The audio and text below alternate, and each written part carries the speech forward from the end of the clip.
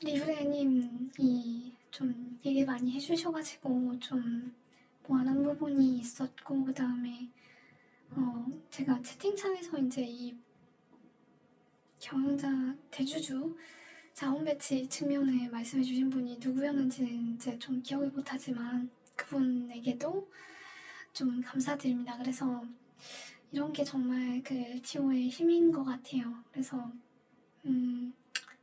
어떤 집단지성을 통해서 어떤 점이 좀 문제가 될 수 있다라는 거를 사전에 탐지하고 이제 그런 거를 좀 심층적으로 리서치해가지고 결론에 반영할 수 있다라는 게 굉장히 좋은 시스템인 것 같고 좀 발전시켜 나갈 수 있었으면 좋겠다라는 생각을 하고 있습니다.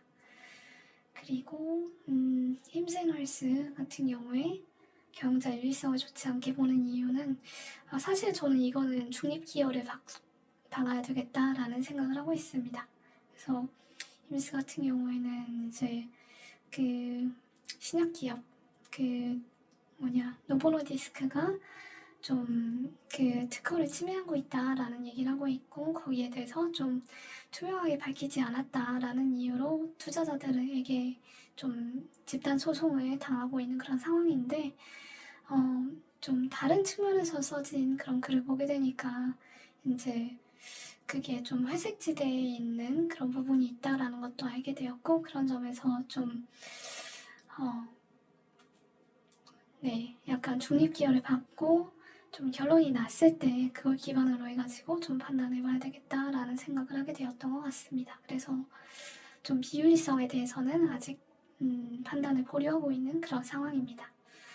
그리고 현금 대신 이제 바킹하고 있는 ETF나 개별 종목이 있냐라고 하셨는데 저는 사실 그러니까 저희 커버 종목들이 다 그런 그 현금을 대신할 수 있는 그러니까 어떤 장이 전체적으로 이제 하락장에 갈 때도 덜 빠지고 올라갈 때는 훨씬 더 빨리 올라갈 수 있는 그런 기업들이라고 생각해요. 그래서 현금 비중은 지금도 0입니다.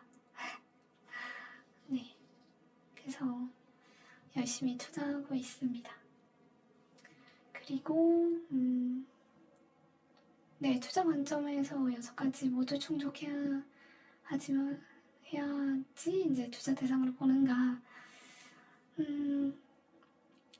사실 6가지를 모두 충족해야지 커버 기업이 될 수 있다라는 거는 사실인 것 같아요. 그래서 6가지를 모두 충족하지 않으면은 커버 기업으로 넣을 그런 가능성은 없는 것 같습니다. 하지만 이제 그래도 관심 종목으로 놔둘 그런 그러니까 투자 매력도가 좀 충분히 있다라고 하면은 한 가지 좀 영역에서 좀 부족한다고 하더라도 이제 관심을 두고 좀 나머지 한 충족되지 않는 조건이 충족되는 거를 모니터링할 필요가 있는 기업으로는 좀 지켜봐야 되지 않나 그런 생각을 하고 있고 그럼에도 불구하고 이제 경영자가 좀 부도덕하거나 아니면은 좀 자본 배치 측면에서 잘 해나가지 못하고 있다라고 하면은 그런 거는 저는 이제 투자 아이디어 중에 하나가 사람은 잘 변하지 않는다. 그리고 집단이 되면은 그 경향성이 더 커진다. 그리고 그게 시스템이 되면은 더욱더 그 경향은 더 커진다라는 게 이제 굉장히 중요한 투자 아이디어이기 때문에 쉽게 투자 의견이 변하지는 않을 것 같네요. 힘스 같은 경우에는 사실은 이제 저 이 부분에 있어가지고 중립을 지키고 있다라고 말씀드렸는데 이제 어쨌든 이제 중립이라는 것 자체가 좀 확인이 되지 않았다라는 걸 의미하기 때문에 아직 이제 그 커버 기업이 되지는 못했다라고 말씀을 드린 거고요. 근데 거기에 있어가지고 이제 명확한 결론이 나게 되면은 좀 판단이 달라질 수 있겠죠. 근데 이제 6가지 관점에 있어가지고 좀 분명히 이제 하자가 있다 라는 기업들 같은 경우에는 다른 게 아무리 매력적이다라고 하더라도 쉽게 이제 투자하는 결정을 내려서는 안 된다라고 생각합니다. 그래서 뭐 한두 개 정도가 좀 미흡하다라는 거는 좀 용인할 수 있겠지만 이거는 분명히 아니다라는 영역까지 간다라고 하면은 이제 레드라인을 넘었다라고 한다면은 좀 과감하게 좀 공부한 게 아쉽다라고 하더라도 과감하게 배제하는 그런 판단을 해야 되지 않나 싶습니다. 그래서 네오클마 같은 경우에는 이제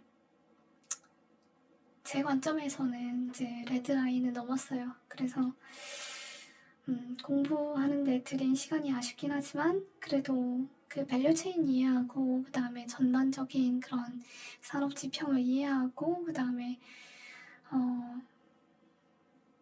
그러니까 여러 가지 그 배경 지식을 얻은 것으로 좀 만족하고 투자는 안 하는 걸로 판단 내려야 되지 않나 그렇게 생각을 했습니다.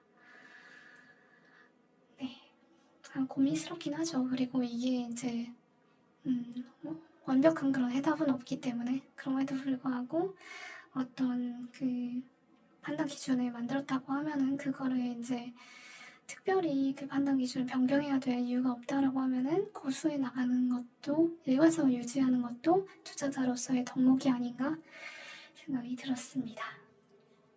그리고 GLP-1을 부스팅하는 효과가 거기서 자료에 나오는 것으로 보이는데 네오크림을 회사에서 직접 실험하지 않고 거기서에서 수행했다라고 봐야 할까? 이거는 근데 이제 다른 임상에서도 공통적으로 나타나는 것 같더라고요. 그래서 여기 보시게 되면은 임상 결과에 보시게 되면은 프랑스 연구진 임상 이게 이제 그 아이텍시아인가요? 여기서 이제 한 건데 식욕 억제 효과와 칼로리 섭취 감소로 이어진 거다라고 얘기를 했었는데 한양대 연구진 임상에서도 마찬가지로 이제 그 면적 그 복부 내장 지방 면적이 감소했고 그 다음에 비하지방 두께와 허리 둘레도 감소했고 근육량 감소는 없었고 그 다음에 섭취 칼로리도 줄었다라는 거를 마찬가지로 검증을 했기 때문에 이제 그 프랑스 연구진 임상이 전부는 아니잖아요. 그리고 이 외에도 소규모 파일럿 연구들이 많았기 때문에 그래서 이제 부스팅하는 효과가 이제 이 아이텍시아인가요? 이 회사에서 수행한 임상만으로 입증되었다라고 볼 수는 없을 것 같습니다. 답이 되었나요?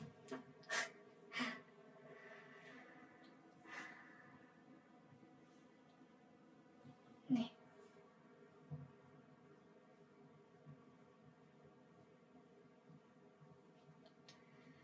그러면은 우리가 투자해야 하는 이유에 대해서 이어서 한번 발표를 드려보도록 하겠습니다. 그래서 제가 이제 기존에 작성했던 내용은 사실 제가 이제 그거 작성할 때 좀 그 힘든 상황이었던 것 같아서 이제 얼마나 현실이 어려운 상황인지 너무 집중해가지고 이제 목차를 잡았던 것 같아요. 그래서 우리는 불행하다. 세대 간 차이와 사회의 급속한 변화, 뭐 인구구조, 경제구조, 정치구조, 비상주의 문화, 책임 이렇게 굉장히 이제 장황하게 우리는 불행한 상황에 처해 있다라는 거를 많은 분량을 할애해가지고 말씀을 드렸던 것 같은데 좀 내용을 정리해가지고 다시 한번 이제 좀 발표를 드리자면은 그러면은 우리가 처한 현실은 어떤지 이게 이제 여기 2-1에서 7까지 내용이 될 거고 그 다음에 왜 이제 현실이 지금 우리가 이제 살아온 대로 살아서는 극복할 수 없는 그런 상황인지 그걸 한번 짚어보고 그 다음에 제가 제안드리는 그런 투자 방법으로는 어떻게 이거를 극복할 수 있는지 이 세 가지 파트로 나눠가지고 좀 정리하면 좋을 것 같았습니다. 그래가지고 우리가 전 현실, 왜 이런 일이 일어났는지, 그 다음에 지금 당장 투자를 해야 되는 이유, 이렇게 세 가지로 나눠가지고 발표를 드려보려고 합니다. 그래서 우리가 처한 현실을 보게 되면은 우리는 행복하기 위해 살아가고 있어요. 그래서 행복을 위한 조건은 굉장히 여러 가지가 있습니다. 사랑이나 가족, 직장에서 성공, 경제적 풍요, 취미생활 등 여가, 사회적 존중 같이 굉장히 다양한 조건이 존재합니다. 하지만 앞으로 이러한 여건이 더 나아질 가능성은 현실적으로 높지 않은 그런 상황입니다. 그래서 한국은 이제 예로부터 체면과 예의를 중시하는 문화를 갖고 있었잖아요. 그래서 다른 사람들하고 이제 비교를 통해서 내가 부족하진 않은지 이런 것들이 삶의 판단 기준이 되었습니다. 그렇기 때문에 결혼할 때 수많은 조건 중 부족함이 없는 배우자를 찾아야 하고 이러한 기준에 미달하게 되면은 차라리 나는 결혼하지 않겠다라는 것을 선택합니다. 그리고 사랑을 할 때도 이러한 기준을 들이대고 있습니다.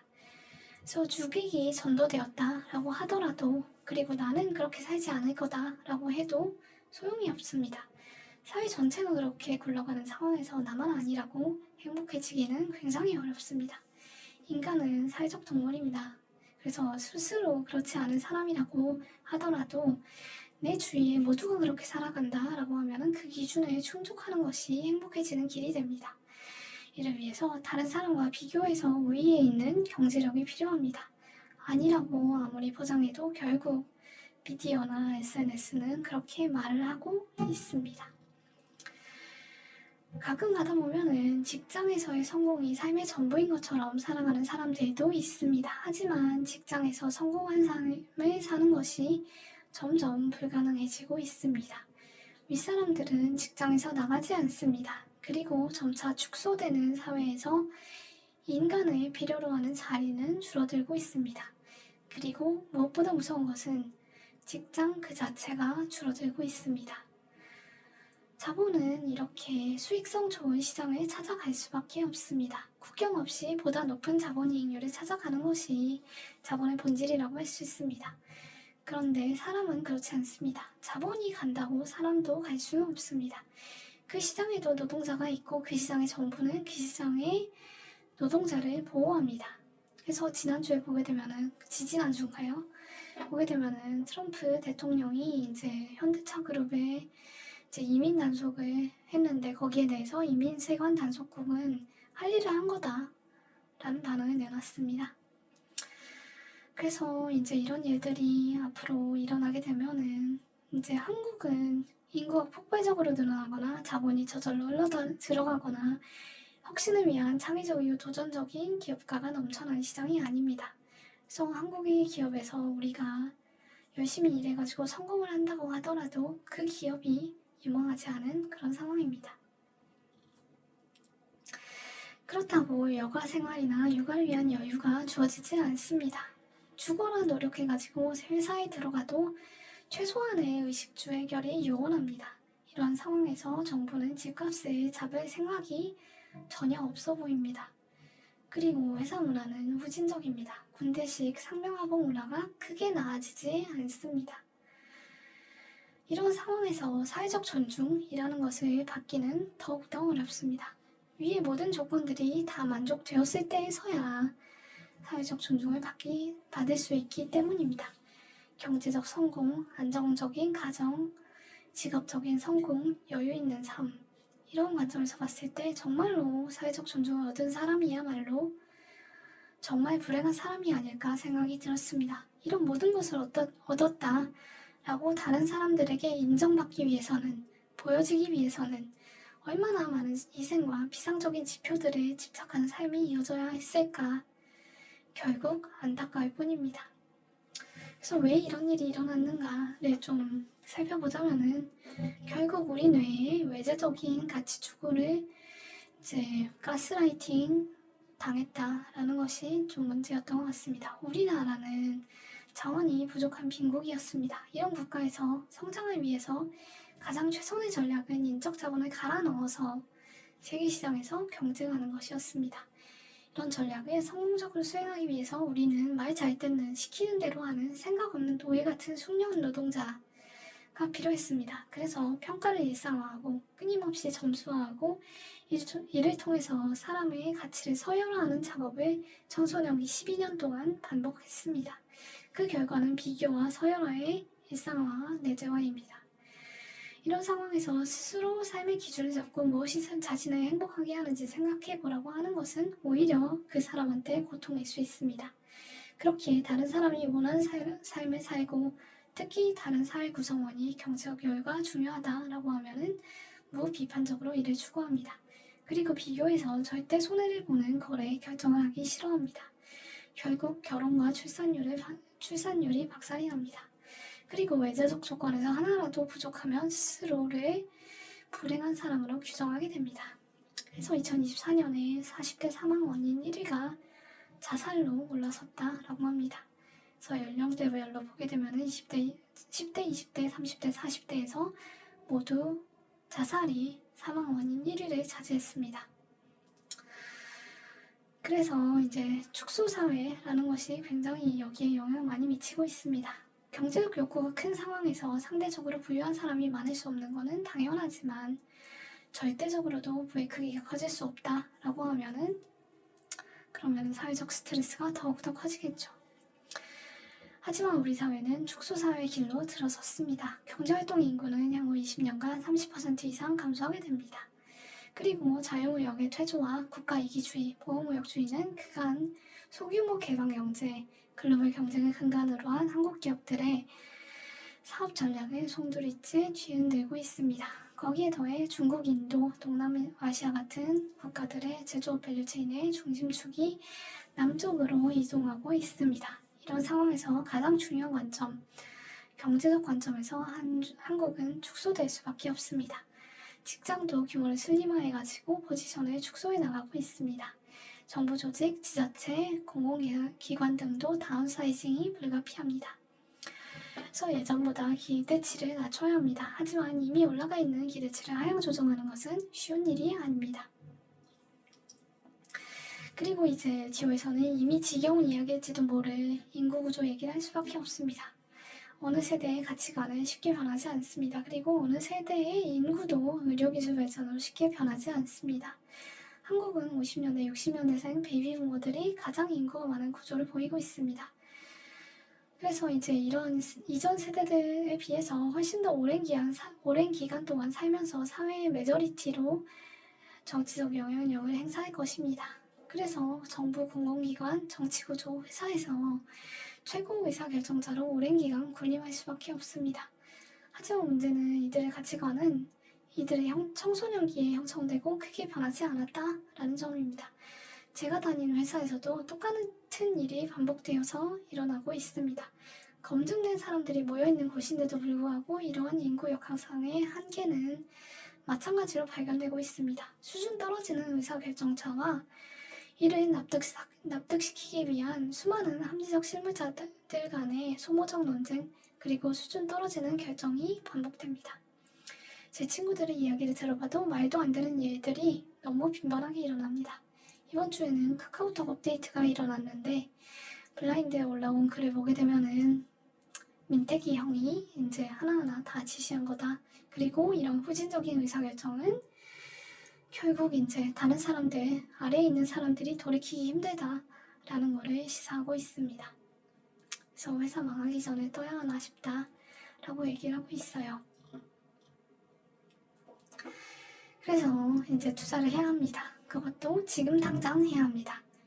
경제적 자유 측면에서 보게 되면은 어렸을 때 먹고 싶은 거를 형제간에 나눠본 경험이 있을 거잖아요. 근데 희소에서 가치가 있는 재화는 모두 나눠주는 사람이 더 많은 것을 가져가게 됩니다. 자본주의에서는 회사가 소비자로부터 받은 돈을 노동자, 돈을 빌려온 채권자, 중간재, 공급자 같이 많은 사람들에게 나눠줍니다. 이 과정에서 회사는 최대한 적은 몫을 나눠줄 수 있는 노동자, 채권자, 중간재, 공급자와 거래를 하게 될 것입니다. 그리고 결국 최소한의 몫을 배분하게 됩니다. 이러한 노력의 결과가 가장 페이버러블한 기업에 투자자가 투자하게 됩니다. 결국 노동자보다 기업이 기업보다 투자자가 사회적으로 더 많은 이익을 가져가는 것은 장기적으로 봤을 때 당연한 이치입니다. 이 대전제를 유념한다면 왜 지금 당장 투자를 해야 하는지 알 수 있습니다. 가장 사회적으로 많은 잉여를 남겨가지고 투자자에게 돌려줄 기업을 찾아서 실제로 많은 잉여를 남기는 일을 반복하는 과정을 함께 해나가는 것, 동행해 나가는 것이 노동자로서 노력을 기울이는 것보다 훨씬 더 빠르게 부를 축적하는 방법입니다. 이렇게 하면 절대적으로 부가 축적되는 것뿐만 아니라 상대적으로도 부의 크기가 급격히 늘어날 수밖에 없습니다. 이 사회 대다수는 노동소득이 높은 비중을 차지합니다. 이 가운데 상대적으로 부의 크기를 급격하게 늘려나갈 수 있는 방법은 결국에는 투자를 하는 것입니다. 직장에서 성공하는 것보다 성공하는 직장의 주인이 되는 것, 진보주의와 책임지는 삶 관점에서 가장 지향해야 될 삶의 방식이라고 할 수 있습니다. 우리는 우리 직장이 망해감을 알아도 쉽게 직장을 바꿀 수 없습니다. 이직에는 엄청난 노력과 시간이 소요됩니다.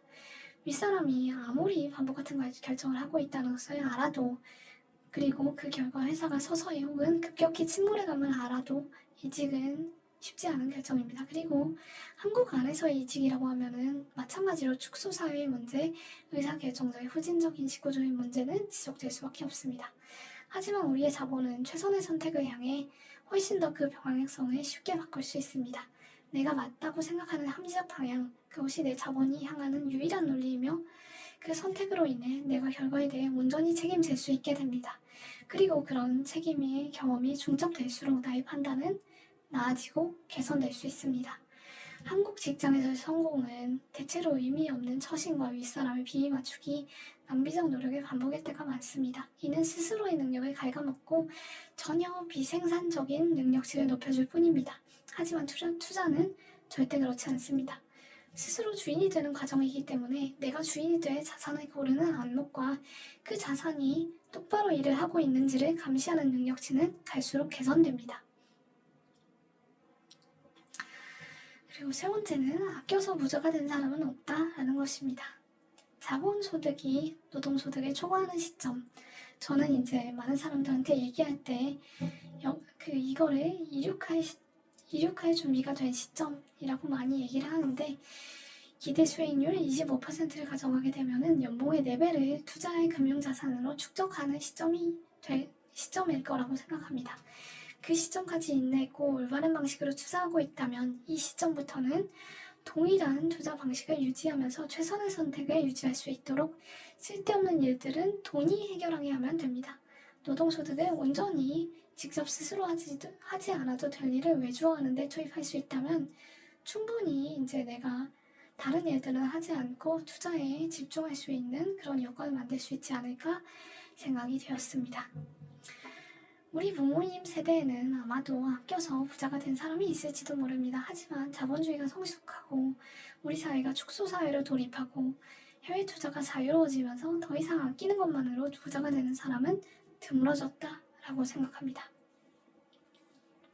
그보다는 더 나은 판단에 집중하는 것이 보다 확률 높은 부자가 되는 길이라고 생각됩니다.